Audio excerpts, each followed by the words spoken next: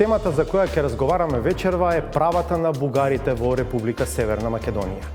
Прашањето е релевантно во контекст на блокираниот пристапен процес на земјава кон Европската Унија и се почестити изјави на официјални представници на бугарската држава дека доследно почитување на правата на граѓаните со бугарска самосвест е еден од условите за Софија да ја крене рампата за Скопје.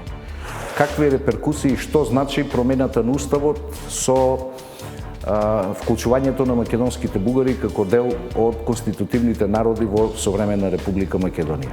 Тоа би бил најбрз чекор кој ќе покаже дека атмосферата на стигматизација и архетип на непријатели, Бугарија или македонските бугари, завршува со вметнувањето на категоријата дека еден од конститутивните народи во современата македонска држава се и македонските бугари. Дали бугарите се навистина стигматизирани, дискриминирани? Дали се на маргините на општеството?